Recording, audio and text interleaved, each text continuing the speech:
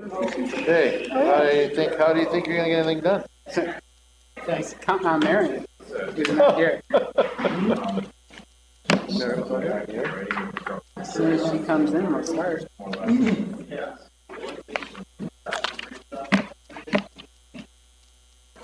to wait for Marion. I think you could probably Marion for a ceremonial resolution. I think. Calling to order administrative efficiency. The only item on the agenda is a ceremonial resolution for Soul Food Month. The company Soul Delicious will be receiving that honor. Pretty self-explanatory otherwise. Can I have a motion? And we're so delicious. I know you told me that. They were up in Bellevue and now they're just a catering company. It's delicious. What did it? Yeah, what did I say? So delicious. Oh, yeah, so delicious, yes. So delicious. For the sake of the, give me an idea, maybe I would change the name. Hey, so delicious, it works. So delicious. It's There you so go. delicious. I-C-I-O. I see. No, Here, I have their business card. ICIOU or iOS. So can I have a motion? No. Thanks. Who else is on your committee? Marion? So no. They're not really a restaurant anymore, but. They're a catering business. I see. Second. All right. All those in favor? Aye. Anything else? Motion adjourned. Second. All those in favor? Aye. We're adjourned. Crazy. Did you adjourn? He did. Yes, he did. All right, I'm going to call to order government operations. Today we have a waiver on building permit fees, keeping, I believe, with last year, Mr. Mujviran. Yes, this is following from last year. We had waived the building permit fee for all exterior work, residential properties, up to 4 units. What I'm proposing here is that we do it again this year and just up the cost of improvement to $50,000. And for the period July 1st to September 30th, and with the same 6 months duration.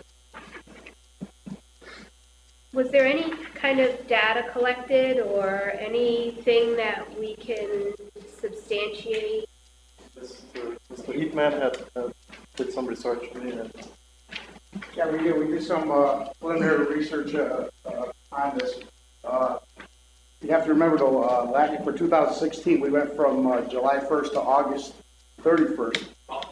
August? June 1st. August. June 1st, August 31st. August 1st. June 15th, August 1st. We had a total of waived permits of 149 permits waived. The amount of revenue not collected is about 9,600. But now you're going to be increasing it for another month. Is that what you want to do? Yeah, what I'm proposing here is July 1st to September 30th, but as a proposal on the table. And how does that compare to 2015? Because that's the measure, right? I mean, we can't, if we had 149 building permits in 2015, then. Well, because these are the permits that we waived. We didn't compare it to the total amount that was issued. I think we should probably get comparable with data from the same period of time in 2015, so we can figure out whether people actually took advantage of it or not, or if we just gave away our revenue. I mean, I'm happy to pass out a committee if everybody else is comfortable with it, but I just want to look at the data before. We have to know whether it was effective or not, right? So 149 permits. Exterior work. That is correct. Roof, walls. It's not bad. So my question is, were 149 pulled or 149 waived? 149 waived. Waived. So so we don't know how many overall applications. That's right. I didn't look at the number of applications. I was just concentrating on the amount that was waived. Yeah. Okay. We'll compare that to 2015. Okay. Anyone else have any questions or? Mr. Mujviran said you wanted to make some changes from previous Yeah, legislation? the cost of improvement waiver, 50,000. The last year we had 25,000. And we're increasing it by a month. Rather than 6 weeks, we're doing a 3 months period to pull the permit within that 3 month period. and then the same 6 months duration to complete all the necessary work. If the work is not completed within the 6 months, then you will have to pull a renewal permit, and you will have to pay the full fee. So last year was 25, you want to make it 50,000 this year and add a month. That's correct. So what is the basis of wanting to make the change to Well, the 50,000? cost of work, $25,000 for the roof and siding. That's $25,000 change. So by adding a porch into that, which is about 15,000. So two permit can actually use up the $25,000. So by giving them that room, $50,000 is for exterior, complete exterior work.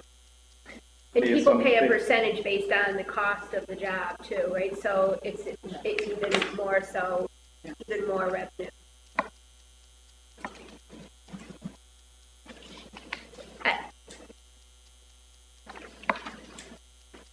Yes, Mr. I think Allen. it's worth giving it a try, to see how it goes. I mean, we're encouraging people to get houses that raises property values, improves the aesthetics in a neighborhood. I mean, we all talk about wanting to do things in the neighborhoods, and we have been. This is just an additional piece that helps along that line. It's worth giving it a try for another year, and see if this actually does something or not, in my opinion. I have no problem with looking at the data, but doubling the amount of the project when we don't even know if anybody took advantage of it, I guess a little wary about. I'm sorry, did you have a question? No, I was agreeing with Mr. Palmetti, and I was move it. Good. I'm not sure what that was discussion. Okay. Yeah, did you have another question? Yeah, I would like to see, well, first of all, did anyone keep track of the fact that the people that got the waivers, if they actually completed work, was any of that being tracked?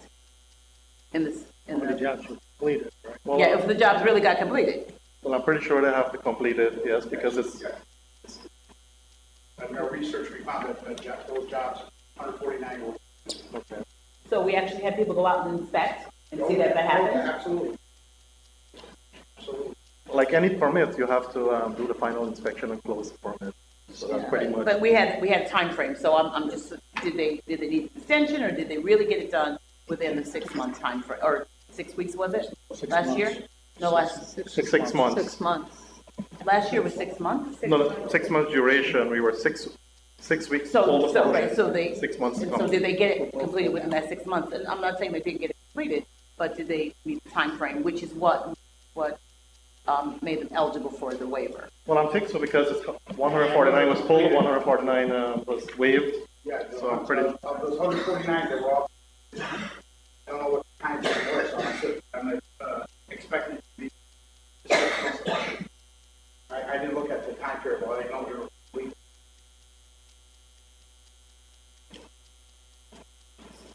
So if we move forward with this again, I think that we need to probably put a better system in place for data collection. So we have something to compare it to, if we want to look at it again. Right now, it sounds like a little bit is anecdotal. We're not really sure. We kind of think so. So I think that we really should put a system in place. I realized it was the first time. It was like a pilot program. So now it's an opportunity to take a look at how can we improve what we're doing. And I think that's one of the things to do with data collection. So when you say data collection, what do you think? What do you mean? Can you broaden this? Yes, down? absolutely. So we know that 149 permits were pulled. So Yeah. for me, the data collection would be that the people that got that done within the 6 Okay, month time okay. frame. I'm assuming that we're also keeping track of the residents, so the addresses, I should say, so we know where the biggest impact was, what neighborhoods. I think that's also Okay. important, especially since we're doing so much in terms of trying to do improvements in neighborhoods. So that kind of data to me makes a difference in overall what we're doing in the city. I think we can. Pull that. Yes. Yeah. My other thought is, do we want to incrementally increase this rather than just doubling it for 25,000 to 50,000? We don't really have any benchmark set for comparison. Do we want to maybe go up to 35,000 and then if have proven success, then again, look at, and mean, because we don't know what this looks like revenue-wise for the city, and now, on the opposite side of things, it's a good time, because codes is bringing in all sorts of money through permitting that we budgeted for, but it's exceeding budgeting, so we have a little bit of push in there, but, you know, do we want to be more incremental rather than just doubling? I'm just putting that out there for comment. Well, that's also, by doubling it, it's also going to have a big impact on the fees that we bring in, correct? It's Right, based 'cause on it's the- based on a the- percentage. how big the job is. Right, It doesn't mean everybody's going to pull one for $50,000. right, no, no. I know I pulled one that I paid in full for. I'm like, I can't pass the legislation Yeah. one day and then go pull a permit and not pay for it the next day. I don't think that's. Any feedback I on think that, or incremental is is, the consensus that we double it? I'm just putting it out there for discussion. I think, Oh, go ahead, sorry. sorry. I think doing it incrementally, especially if we don't have all the data right now, and taking a look at it, makes sense. It's a reasonable, you know, request, given our, you know, it's a pilot, now we're just stepping up a little bit, so I'm certainly open to that suggestion. No, any, but I'm fine with the 50,000. I mean, a roof is gonna probably cost you 15 grand.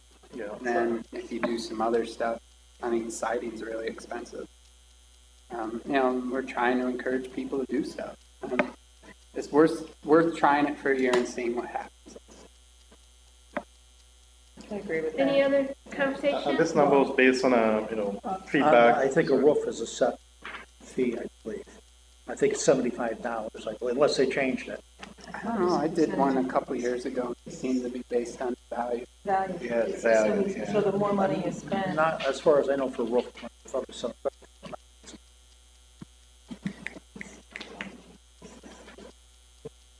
Based on what you spend. Mr. Crozier? Yeah, look, I'm fine with the 50 as well, but I think we really need to do a PR push on this too. Yes. I mean, you know, you can set all the rates you guys want, you're sitting here and doing all this, but if the public doesn't know about this, they come downstairs and file for permit fees, this is all for naught. I mean, we really have to talk about a campaign, what kind of push you want to do. Again, reaching out, I think we talked about last year, to reach out to Home Depot, Lowe's, those contractors, Bellevue builders, that look at, here's what's happening in the city, they got this initiative, take advantage of it. We did reach out. You did do that? We did reach out to Them? those, Alright? So, he's saying he did it. There. He's saying he did it. Yeah. Home Depot did participate, Marty's did. And Lowe's did not. Those are that.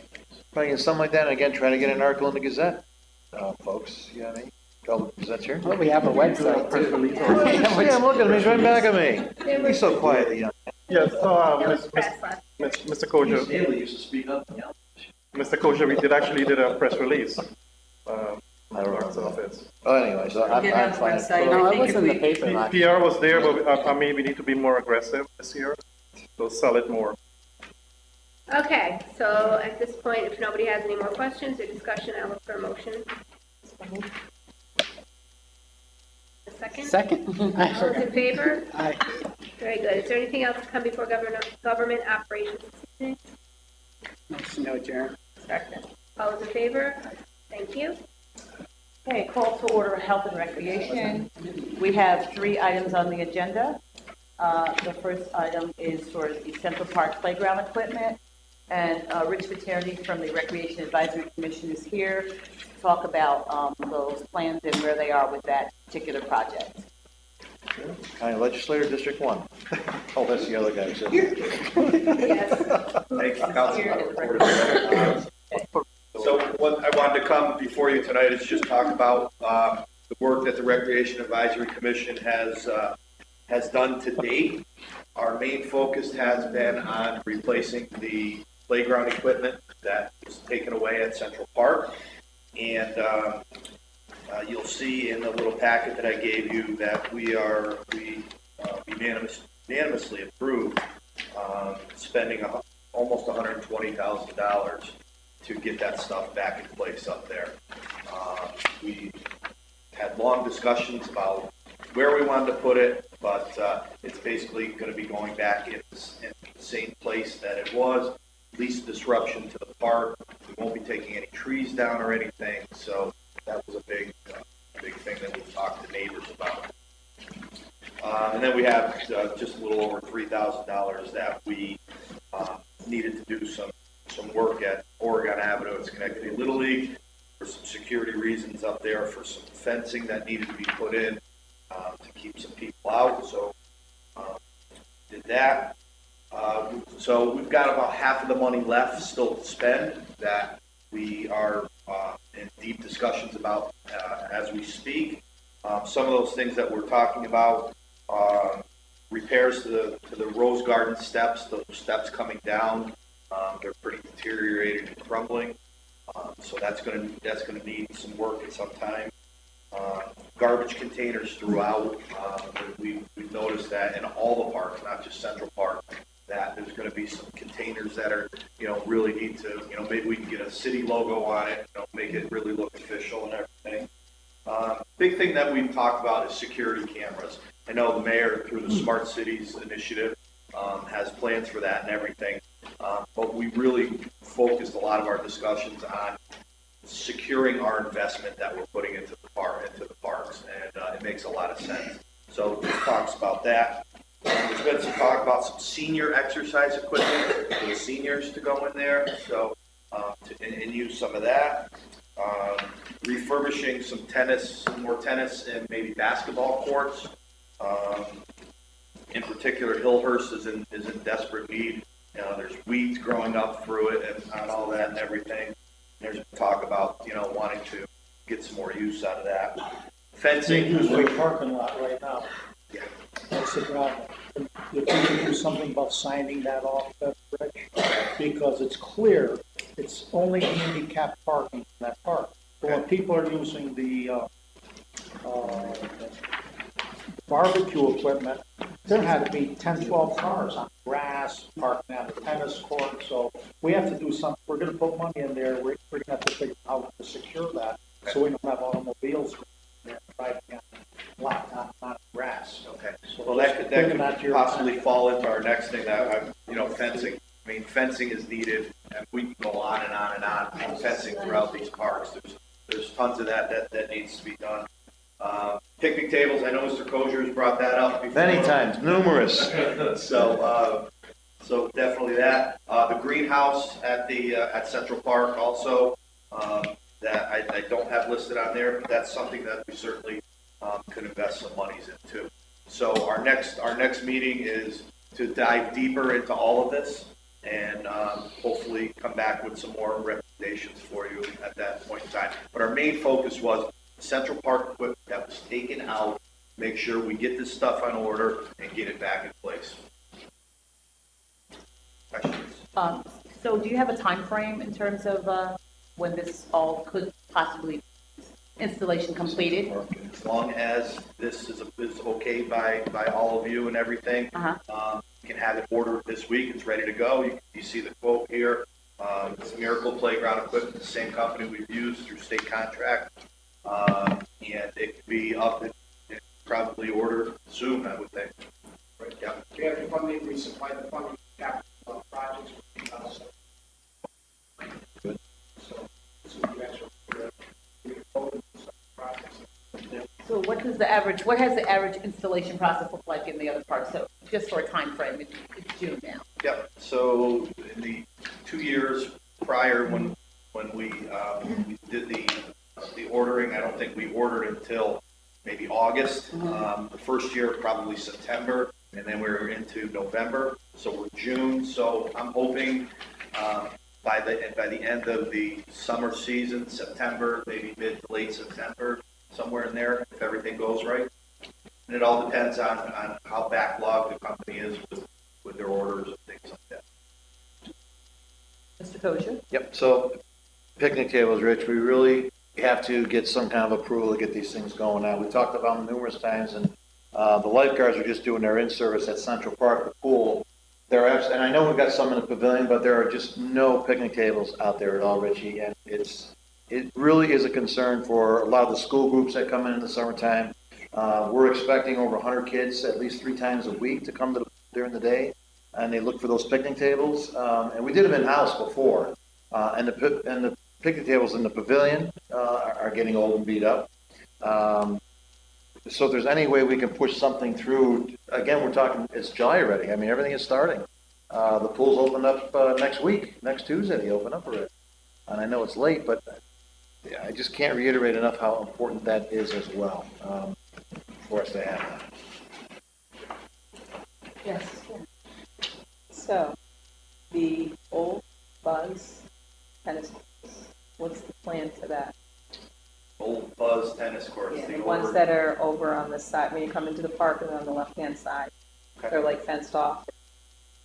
Well, there's been some talk with the James Thomas Foundation that he would like to put a basketball camp clinic in there. A lot of money he would like to raise himself and everything. There's nothing. Discussions are still going on. So there's nothing formal set on that, but that's something that he proposed to the mayor, and that's really how far it's gone right now. So, again, nothing formal in place as of right now. So there's nothing on, this isn't on deck at all? Those kind On the Recreation Advisory Commission agenda, no, not on as of right now. What he's proposing is a lot to do with his foundation's fundraising and using his own monies to put in. So. And that did come, David Frank brought that to the council a few weeks ago about them doing that project there. I have to tell you, from what I've heard about it, it sounds pretty exciting. There's opportunities to bring some big NBA players in here to help. I just didn't know if there was going to be funds coming out of your city to help with that. That's the question. So I'm going to continue. The garbage containers, I think, are a great idea in the park. But we also want to do some recycling containers too, Rich. Nowhere in the park do we have recycling containers at all. We have those boxes, the cardboard box stuff. And I think really at all these other parks you go into, you see separate containers for recycling, where clearly is marked, bottles and cans. You put it right. It's got the round holes as opposed to the big garbage hole, so they don't throw anything in there. But if we're going to lead with recycling, I think we really ought to lead with our kids as well in our parks, and again pick up whatever we can to get them throughout our parks. But that's a big message that we're trying to get across. So I'd like to see that happen. I saw someone there this weekend, so did they bring those in just for the event? Yeah, Yes. they bring them in for the event. They just brought them in for the event? They're not always there. Right, Okay. they're not always there, and they're cardboard too. No, they had the big. They were some plastic ones in the Yes. park over the Oh, did weekend, they? but they're not always there. Okay. When I walk There must have been the company whose name was on it, who must have brought them in. Very good.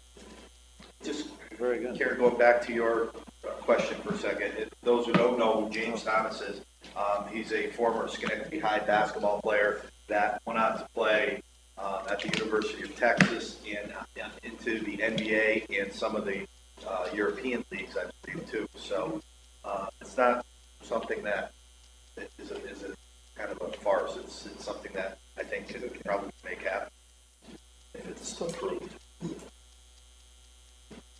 Any other questions? Okay, entertain a motion to, Second.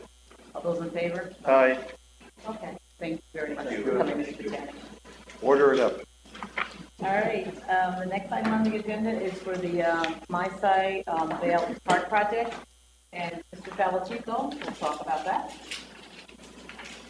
Yeah, this is just a support resolution for a grant that my side's applying for. It's going to connect their facility and land to Vale Park.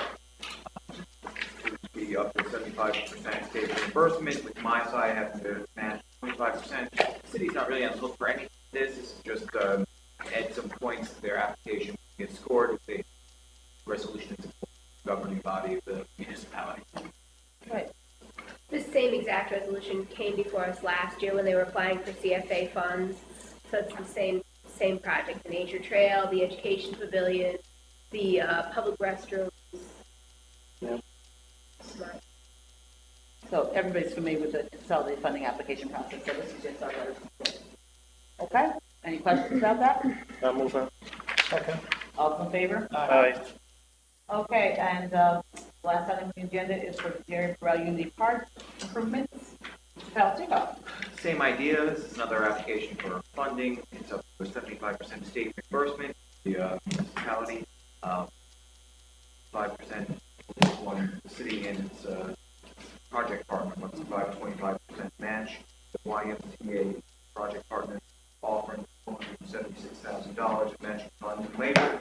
See on page 9 of the packet here, the breakdown of what it's going to cost to do the paving, landscaping, the overhaul handball tennis courts, painting all the buildings, the bleachers overhaul, putting some fencing, and then it's got a value for some ball field here. Right, so the Y Campus does programming in that park and has been doing it for years. And so last year they did some small improvements to the basketball court. But now they're looking at a really major overall comprehensive park improvement there. You know, maybe revitalizing the tennis courts or maybe a handball court, depends on who you ask what they'd like. So this is, I think, a great opportunity for the neighborhood and for the Y and for all the major, there's many programs that run in that program, in that park throughout the summer. So that would be beneficial to all of us. So I think a lot of support from us. This makes a lot of sense in terms of the improvements that could happen there. Are there questions regarding that? I move it. Okay. Second. All those in favor? Aye. Okay, anything else to come before Health and Recreation? Do we adjourn? Second. All those in favor? Aye. We're adjourned. Thank you.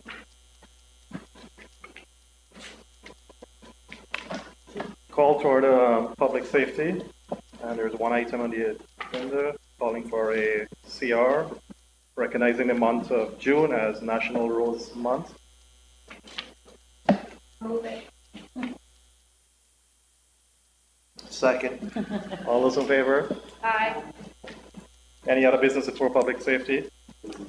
Could you get stabbed with a thorn or something like some public safety? Motion adjourned. Second.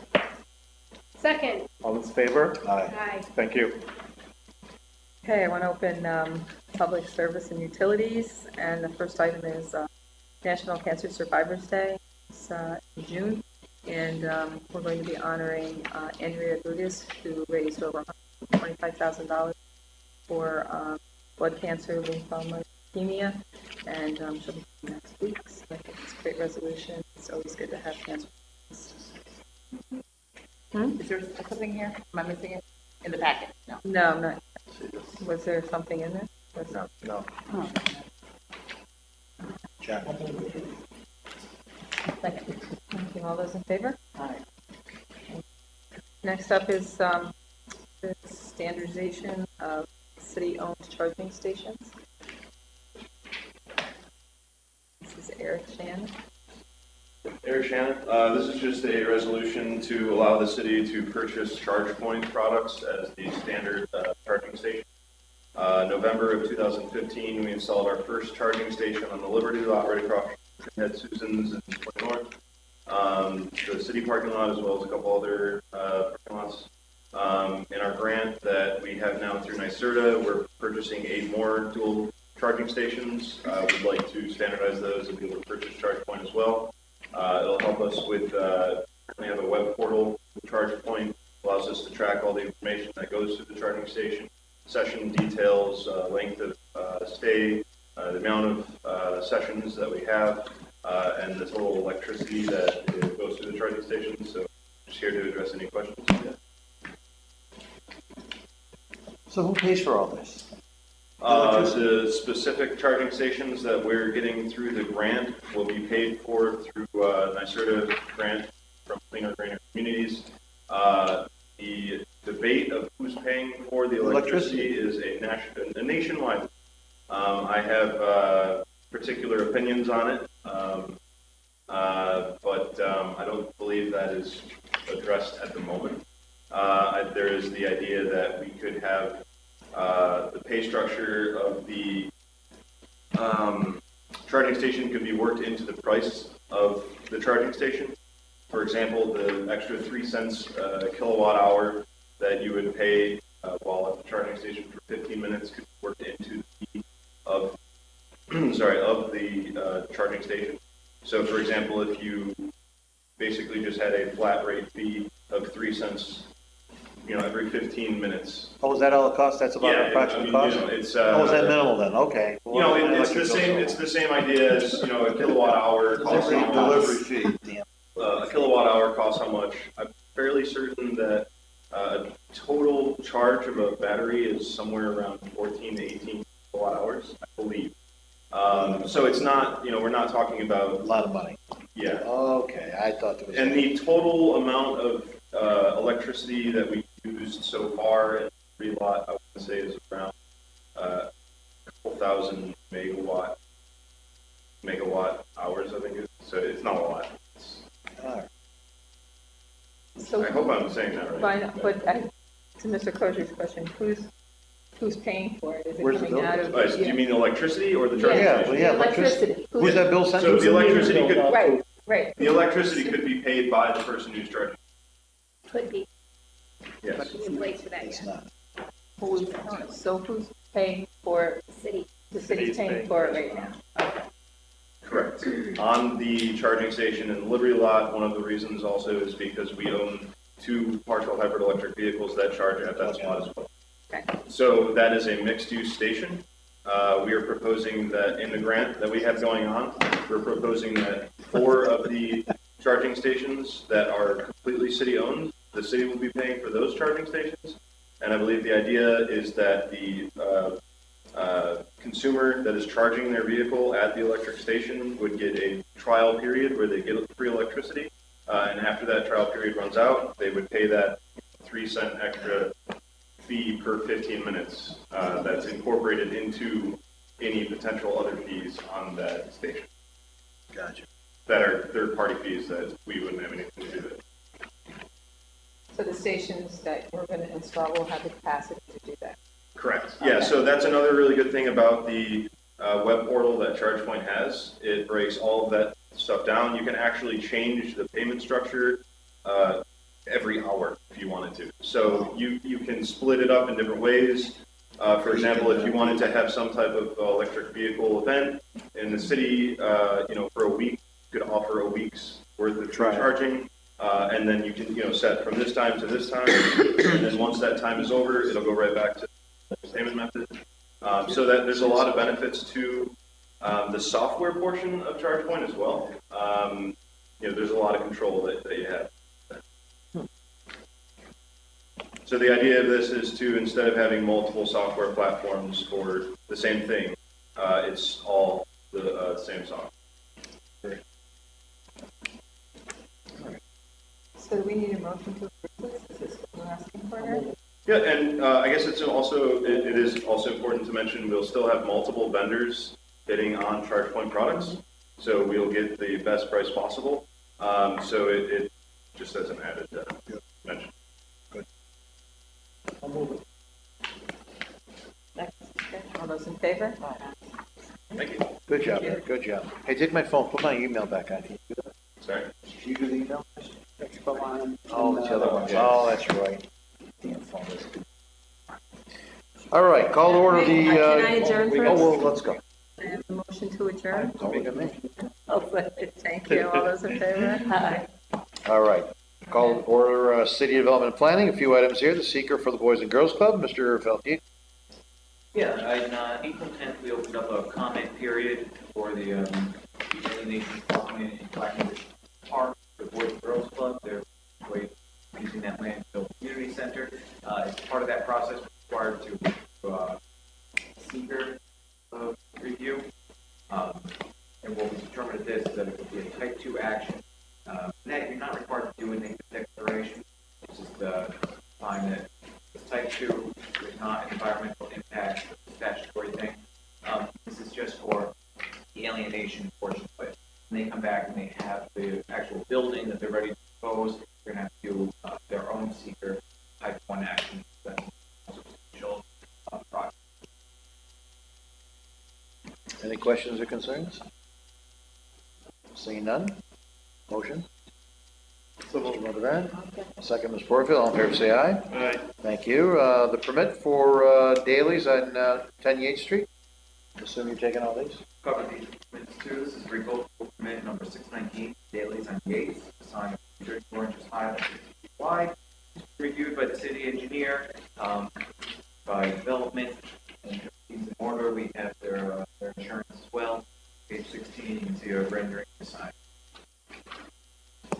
Questions or concerns? I move it. Seeing none, Mr. Motivaren? On Yates Street? It's that little street there. I know where Yates Street is, just trying to think of the place. It's where they were gonna make The wine place. the wine wine place. place. Right. All right. All right, second by Ms. Porterfield, all in favor, say aye. Aye. Thank you. The Cocoa Par on 433 State Street. This other local permit, Coke Bar, is 19 inches high, 8 inches wide. It is 8 feet above the sidewalk at 433 State Street. Again, everything's past the planning commission, development review, the engineer's review, the rendering, page 21, and we have a copy of their insurance, so everything's. Questions or concerns? Second. Moved by Ms. Porterfield, second Mr. Motivaren, all in favor, say aye. Aye. Thank you. And the ceremonial street naming of Reverend Dr. Rouse. Who's taking this one? Okay. You got it. I know they submitted petitions, they submitted their letter of intent, Mhm. and I believe at this point, it's up to calling for a public hearing, correct? So we're just calling for the public hearing? Yep. For this. All right. Pretty simple, right, just to move? Yeah, so moved. All right, Mr. Motivaren and Ms. Porterfield, all in favor, say aye. Aye. Thank you. I believe the last one here, the Mohawk Harbor Large Vessel Dockage, CFA. I'll handle this one as well. You're a good man. Again, like the other funding application, support resolutions, this is for 75 feet of dockage down at Mohawk Harbor, so they'll be able to bring in some larger boats down there. You know, there's some boats that cruise through the Erie Canal that they think would stop there. So, you know, it's eligible for up to 75% of the state fund, 25% match, developer. This is just a support resolution. Sounds exciting, huh? Very, very good. Any questions or concerns? No, he answered my question, 25% is from the developer. It's on development. All right, moved by Ms. Oh, yes, Just go a ahead. little more information. This actually was lumped in with the visitor center last year for the CFA funding, and they funded the visitor center, but they didn't fund this portion of it. So this is already come for us. We've already supported it. Just a little background information. On top of that. All right, moved by Ms. Porterfield, second by Mr. Motivaren. All in favor, say aye. Aye. Anything else to come for the public portion of city development planning? Seeing none, we need a motion to go into executive session for the remaining items. So moved. Mr. Motivaren, Ms. Porterfield, all in favor, say aye. Aye. Go into executive session. Thank you very much for coming. Have a good evening.